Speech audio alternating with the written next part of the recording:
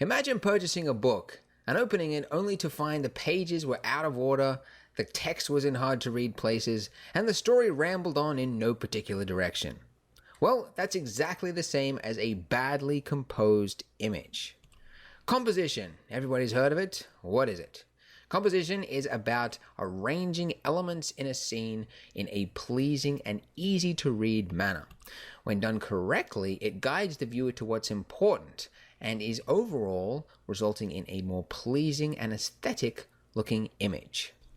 In fact, I'd go so far as to say that composition is one of the most important things that you could learn as a CG artist. And yet surprisingly, almost nobody is talking about it. If you go online, you'll find 101 tutorials on how to model a car, but almost none on how to actually present that car. Which is why I'm making this video, a CG artist guide to understanding composition once and for all. By the end of this video, you'll have learned how to correctly position the elements of your scene to make an image that's visually attractive and wows your audience. Composition can best be broken down into 3 stages, which we'll address throughout this video. First, the focal element, the structure, and last, the balance. So let's start with the first one, the focal element. The focal element is something that the viewer is drawn to immediately upon seeing the image. Now, I love this one because personally, if I find an image which I would consider to be badly composed, generally the biggest culprit is that it's lacking a focal element or there is too many focal elements. Focal elements are so vital to a scene because without it, the viewer is left bouncing around the image, wondering what on earth the whole point of it is. Case in point, this image I made here a few years ago. You look at this and you go, great, a brick wall. Thrilling. Now what? What are we supposed to focus on? The door? Is that what's interesting? That's the only, I guess, thing that stands out here. I mean, there's nothing here. Nothing. It's just a brick wall. And so you end up reaching for that close button as quickly as you can because it's a waste of time. There's nothing here other than it's a brick wall. So all that time I put into texturing and the lighting and the glare and getting the perspective and all that stuff was a complete waste of time because I didn't bother to put a focal element in. This image, something like this, is likely to get closed within seconds by the majority of people that have a look at it. And for a right reason. If you had, on the other hand, if you had like a little guy, let's see here, we had a little guy and he was like standing here and he's like got his arms folded. Because he's from the hood, you know? And he was there with his little hoodie on or whatever in the background. That would be a focal element. That would be something that would get your attention. But as it is, there's nothing there, so it's just bland and boring. In a more direct example, let's have a look at 4 chairs. Now, I would have no idea which chair you're looking at right now because they're all exactly identical. There's no reason you should be focusing on any particular one. So, an image like this is likely to get rejected by your brain. That sounds really stupid, but no, it really is. Like, it's just, there's no point to it. So you just like turn your head, away you go. However, if you were to make something that stands out, it completely changes the dynamic of the scene. So, this is just a really simple example of adding saturation to it, but this is really what it's all about in your scene, is making something which stands out from the rest of the scene. And it's so important. If you don't have it, it's just completely lacking. So this is saturation, but there's a variety of other ways. I'll give you one more example here, and that is contrast. And this is one you see a lot, particularly used incorrectly. So this is one you have to be wary of because a high contrast, basically white and black, sitting next to each other, is really like it's like a magnet for your eye. You're like, "Ugh," and you just look at it, right? You have to be wary of it because, if, for example, you have an interior shot of a lounge room and then you have a window at the end of the scene with bright white light coming in, well, the window is got the most contrast in the entire scene. So your eyes are going to be drawn to the window when in actual fact you wanted people to look at the couch. So you have to be wary of contrast, which is incorrectly used in your scene because that can become the focal element even though you didn't want it to. So there's a few examples here. I'll just give you all of them here. So high contrast, we've covered. Saturation. There's also camera focus, which is the actual, whatever the camera is focused on. The rest of it's blurry. That's also going to help. Motion. So if the rest of the scene is static and then you've got something which is leaping through it, that's definitely going to bring some attention. Faces or figures. So human figures or a human face, you're going to be drawn to that. And then you've got some influencers, things you can actually add to a scene to draw focus to it, such as guiding lines, which we'll talk about in a sec, framing, such as a vignette or a natural frame, and geometry, so shapes like rectangles, triangles, circles, things like that. Your eyes are drawn to geometric shapes as well. So let's look at a few examples in detail. This one here is a great example of a focal element done well. You can see your eye is drawn to her face, not only because it's a face, humans are good at recognizing and automatically focusing on faces, but there's also some really subliminal methods used here to make sure your attention is focused on the face. So one, yeah, it's a face. Two, the lips of her are red, and red is that's the only place that red is used in the entire image. So that's saturation. You've also got heavy contrast against her cheek there, against the dark background. So you've got extra lighting there, making sure the focus is on there. And as well as that, something which you might not have noticed is some subliminal guiding lines. So this is something that photographers look for a lot, but as CG artists, we have ultimate control, so we should be making use of this more. It's essentially lines, curves, shapes, but that basically have a line to it that subliminally directs your eye to something of that you are trying to direct the viewer to, you know what I mean?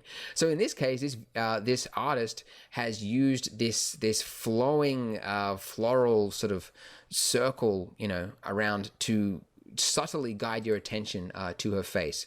Very, very clever, really well used. And as you can see, it's pulled off, nicely. Another example here. I would say on a limb that your attention is focused on this guy right here. So, number of things here which are guiding you to him. One, high contrast. He is a silhouette. He's black against white. Two, he's a figure. So humans very good at identifying other figures. So that's another reason your eye is drawn to him. Another one is these guiding lines, which you might not have noticed, but the spotlights are all pointing down, making sure that your focus is on that guy there. And as well as that, you've also got the motion of him. He's jumping, so out of the rest of the scene, everything else is stationary except for him. And you've also got some framing, such as the vignette around the edge there, which is making sure your attention is brought inwards. Here's another very different example of a chameleon. So this one, the focus is, of course, on his face, and not just because it's his face, that's not just why you're looking at it. It's also got some sharp contrast, particularly against its nose and the background. It's also making use of guiding lines. So instead of, like the tail just flinging off to the side, leading the viewer off the page, which you never want to do, you want to keep them inside the frame. So it's wrapping around in this sort of circular fashion. It's also got the pole, which is pointing down directly into the face. And above all else, though, it's making really good use of camera focus. So everything else is blurry, even parts of the body, except for his face, which is completely razor sharp in focus. So very clever, making sure that the focus is kept in one place. And this one I love. There's so many elements here at play, making sure that your focus is on that house at the end there. So let's address them quickly. The biggest one is, I guess, the road. Roads are super easy and really effective at guiding your attention. It's a guiding line, essentially. So roads, pathways, rivers, things like that. And having this road lead directly up to the house and just end, perfect way to make sure everybody's attention stays there. But not just that, it's also using symmetry. So it's mirrored basically on both sides, making sure that essentially with symmetry, your eyes are then drawn to the center of the mirror, which in this case is the house, which is great. It's also making use of repetition. So all of those trees there, that rhythm of the trees acts as a guiding line. It's also visually pleasing, having repetition in there. And as well as that, you've also got a really strong use of framing, which is the trees around the outside, directing you pretty much to the only area of contrast in the whole scene, which is the house itself. So specifically the top of the house. You've got heavy contrast against the sky. You've also got geometric shapes, which I mentioned before, squares, rectangles, as well as the triangle, the only place in the scene where you'll see geometric shapes, and the camera focus as well. So lots of elements there, making sure that the focus is kept on the house. Really, really clever. And another one here, which I really love. This is a great example because it's so saturated and there's so much bright contrast, and yet your focus is still brought to this guy, the face of this Viking. How does it work? Mostly through heavy use of guiding lines. All throughout this small scene, you've got subtle lines which are guiding you to the Viking. I'm almost certain this was deliberate. I just couldn't imagine this being an accident. But you know, the shape of the axe, the shape of that dragon's wing there, everything is guiding you towards his face, which is kind of interesting because you've actually got a dragon, another face on the left-hand side there, which you might not have even noticed on first looking. So really clever use there. You've also got some guiding lines down to the dragon's face, just in case you missed that.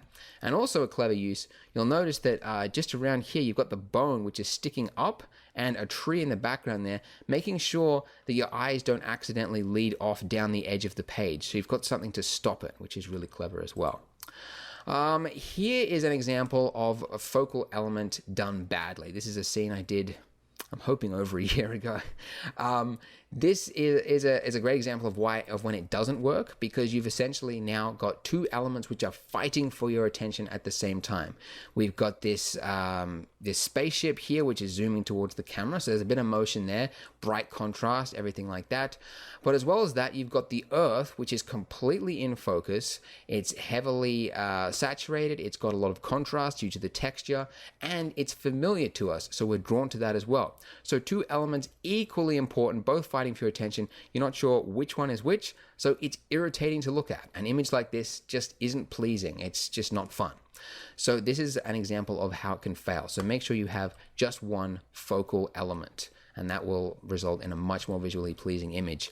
So again, these are the natural focal elements: high contrast, saturation, camera focus, whatever the camera's focused on, motion, having something jumping against a stationary set, faces or figures act as very good focal elements, and then you've got some influences to help influence a scene, such as the guiding lines, the framing, like a vignette, as well as geometry, so adding in some squares, rectangles, triangles, and circles. Anyways, that is the focal element. Moving on, let's talk about the second stage for composition, which is the structure. So this is what most people think of when they think of composition. Structure is essentially the organization of the elements in the scene based on a rule. So this rule, for example, the rule of thirds. Everybody knows about the rule of thirds. That's an example of structure. But I want to stress the point that it doesn't matter what structure you use, or that it falls into one of these, rules that are listed in a photography book or anything like that. Any structure is better than none at all. So, for example, let's have a look at this just random bunch of chairs in no particular order. It's very displeasing, and your mind basically rejects it immediately because you're not sure what to focus on. There's no clear indicators as to what the point of the image is. Just a bunch of random chairs, and it's just irritating, right? On the other hand, let's look at this. Now, this doesn't fit into any one of, good photography principles, but you'll agree that it's much more pleasing than this. This is anarchy, chaos. There's no order. This one, there is. So it's using the Gestalt principles of design, so proximity, so chairs that are together, you think they're grouped, whatever. But it doesn't really matter, just the fact that there is some sense of order. That's what we're looking for, some sense of order, some structure to the scene. Some other examples, this is just random, but it's better than nothing, right? Circle, as opposed to the randomness. So anything will work better than just having a random looking scene. So that's what I wanted to stress here. So let's talk about the common structures, examples. These are ones you'll find in a lot of photography books. Biggest one, rule of thirds, golden ratio, a pyramid structure, symmetry, and full frame. Okay, so let's go over these in detail. The first one, rule of thirds. Everybody knows about this, but for those who don't, I'll just briefly explain it. Essentially, it's cutting the image into thirds along the horizontal and the vertical axes. And then where those lines intersect, there are 4 points of intersection you can see here with these circles. You essentially place something of importance there. So if you've got a character, you place their face right there. And often it's good to counter that. So if you've got a face that's drawn here, you obviously want to counter it by having something on the opposing point there. So anyways, that's the rule of thirds, and it works really well. It's essentially a simplification of the golden ratio, which is a little bit more complex, and I'll get to that one next, but it works really well. It's used a lot in movies and TV shows, and it's just great if you have a character and you want to show the rest of the scene. Here's some examples. This you can see with the rule of thirds overlay, you can see perfectly lining up. You've got the explosion point almost exactly on that intersection there. And the good thing about having rule of thirds for this kind of shot is that you're now able to see the rest of the scene. It's not just an explosion by itself, it's a city surrounding it. So there's a whole, you can add the rest of the story to it. So it works well for this type of scene. Another one right here, add the rule of thirds over to that, and you can see the cat's face there, the main character, the main point of focus for the scene, is almost lining up with that intersection there. Now, it's not lining up exactly, but it's close. And that's the thing. You don't need to become a slave and make sure everything's perfectly lined up, like in the bridge of the nose. I mean, that will help, I guess, but it's not essential. It's just enough to have it near it and get sort of the basic, broad strokes of the scene according to these lines here. And you can see what's more important is you've got the cat there, but then you've also got this really high element of visual interest, which is the meal, the seafood itself. So it works really, really well. Here's an example of some photography by the US Army, and I'm almost certain this was cropped deliberately. I can't imagine that this came out of the camera this way, because as you can see, it lines up beautifully with the rule of thirds. So as you can see, it's just a visually pleasing image. The rule of thirds is also used a lot in movies and TV shows because it's perfect for characters. It allows you to see not only the character's relation to the environment around them, but also great for dialogue because it allows the two characters to face each other or face off camera and have a discussion. And it's just a really powerful technique in keeping an aesthetic shot whilst also continuing to tell the story. Next up, let's talk about the golden ratio. Oh boy. So everybody's heard of the golden ratio. Almost nobody knows what it's for. I mean, everybody knows, yeah, the golden ratio. I've heard a bit about it. So what? I mean, there's a whole bunch of myths about it, that it's just naturally going to make everything look amazing. And that's not true. Essentially, the story behind the golden ratio is that throughout nature, you will find instances of the golden ratio being present, such as in seashells. You'll find it in nature, like plants and flowers and things like that, as well as the gravity around planets. It's very interesting. A lot of people have come up to theories as to why this exact ratio works in the real world. It's just there. So, because of that, some designers have have taken that design theory and influenced their designs because of it. So the iPod made use of it, and famously, the actual violin was designed because of it. Now, there are some speculation, some people that are sort of against the idea that it just makes things naturally beautiful, because there's also the theory of suggestion. The fact that because we see this so many times, because it's so familiar to us, we automatically just think that it's beautiful because, the more we see something, the more we're familiar with it, the more it becomes, attractive to us, essentially. So, yeah, there's that theory as well. But essentially, it does work because it's, seen off so often throughout nature, and it's been proven through a lot of designs to work well. Here are some examples. This beautiful image here by James Gardner, you can see is pretty much lining up exactly with the golden spiral, the golden ratio, however you want to call it. And I'm almost certain that was not an accident. Now, this could have been done with the rule of thirds, and it probably would have looked just as nicely, but it's using the golden ratio. And yeah, it's looking really, it obviously has a really striking result, and you can see the other jellyfish sort of wrap around the spiral as well. Creates a great result. And here's another example here. At first, I thought this one was using the rule of thirds, but put the golden ratio over it, and you can see that it lines up pretty much spot on with that. So the main focal point is, of course, that jet, which is flying out from the camera. And you can see that towards the top here, specifically where this building is, you can see this wraps around almost exactly with that spiral there, which leads me to believe that this was fairly deliberate. And it creates a very nice, pleasing looking image. So that's essentially the golden ratio. But I do want to stress, don't start implementing the golden ratio thinking that it's just naturally going to make your scene look amazing, because believe me, there are countless designs online of people thinking that, using the golden ratio, and it just looking terrible. So it's just not an end-all be-all, but if your design allows for something like that and you think it could work, give it a try and it might look pleasing. But anyways, it's a structure, one of many that you can use.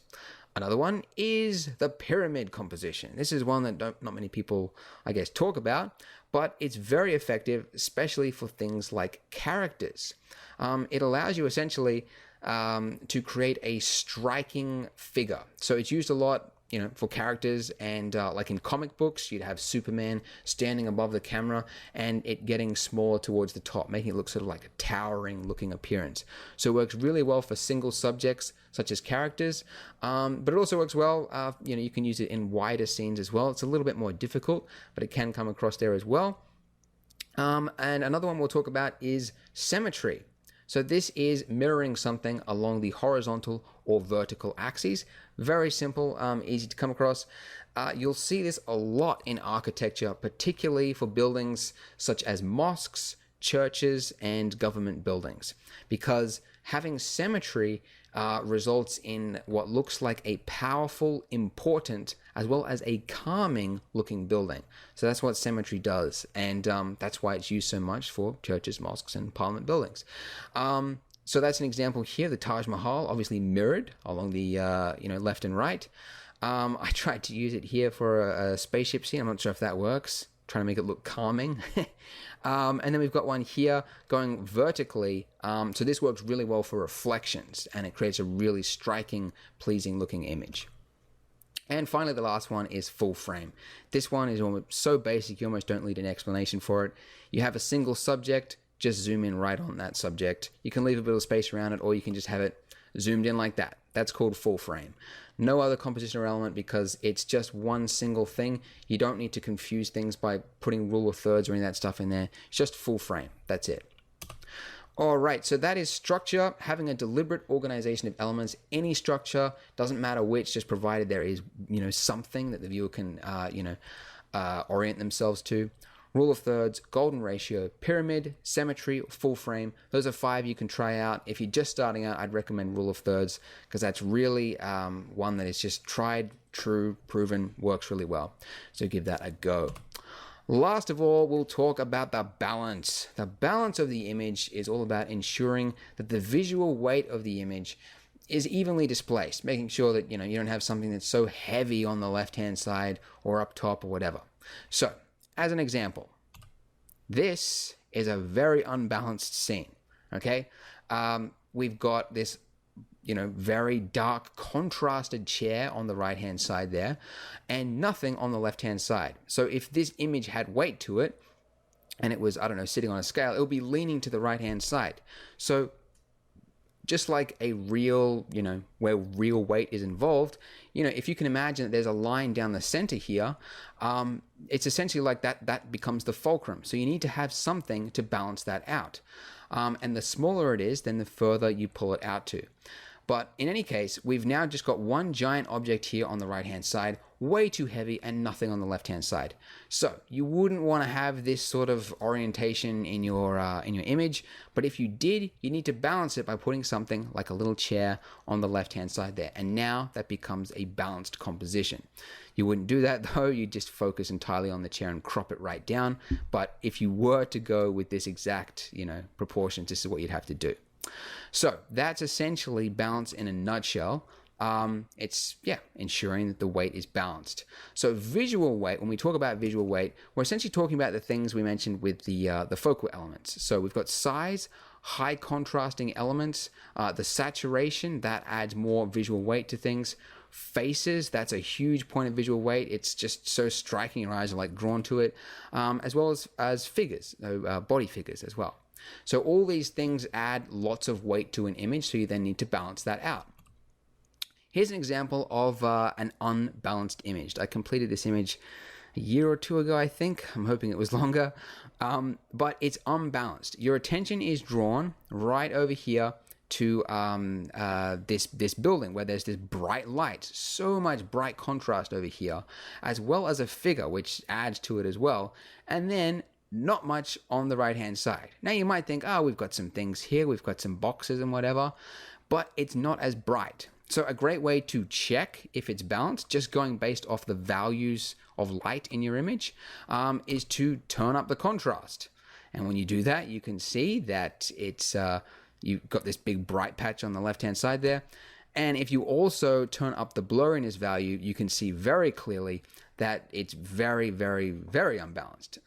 So this is essentially what's called the squint test. If you squint your eyes, you essentially get this result. And you can try that with any image. And that's just if you're going based off the values of things. But you also got to include things and remember things like saturation, the faces, characters, things like that can also add extra weight. But in this instance, if you wanted to balance this out, you would essentially need to put something around about here. Maybe I don't know, like a red engine or an extra lamp or something like that to counter that extremely bright weight over there. And that would essentially do the trick. So that's what is needed. All right, here's a better example, a more recent one, thank goodness. You've got this extremely bright crystal gem right in the foreground there in a very dark surrounding. Now this would be really bad generally. It's a really bad way to like completely unbalance a scene. But to counter that, in the background over here, we got old Jimmy Hiker standing in the cave entrance, and that alone, him as a silhouette against the sky background, as well as the fact that he's a figurine, adds a certain amount of weight to it as well. So much weight that it counters against this brightness in the foreground there. So without him there, this would be drastically unbalanced. But with him there, the fact that he's got so much weight as well, visually, it helps to balance that out. Hoping that makes sense. All right, another example here, we've got a really large, huge looking monster dude, which would, usually throw the image out of balance. But we have another character, a human girl, which has a lot of visual weight to it as well, which balances him out. As well as that, you've got a bright window up there against the moon, a lot of contrast there, which would make this scene a little bit unbalanced if it weren't for this lampshade down there. Now, this is a complex example, and if you're looking at this and thinking like, I don't know this, I can't figure this out, like this exact science of balancing this and that and luminous and contrast and saturation, don't worry about it. It's something that you will pick up as you go. So even though this might look confusing, like you don't understand all of this stuff just yet, the more you work with it, you'll automatically begin to start implementing this stuff in your scene. So you'll add a person, and then you'll go, all right, I need to add a little box over here to the right hand side. You'll just immediately instinctively start adding this stuff. So I just wanted to add that to soothe over any stress you might have over this. This is the best example I can think of for a balanced scene. Right here, we've got this obviously giant, demanding, scary looking robot with a huge bright light shining out of its camera or turret, whatever that is, which has got a lot of weight to it, heaps of weight.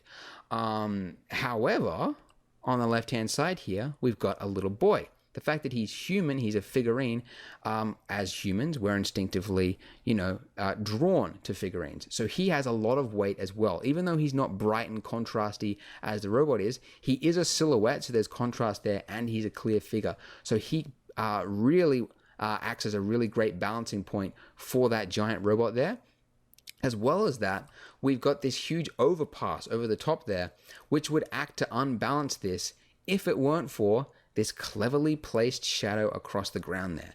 So as you can see, a really deliberate and very clever way of balancing a really complex scene.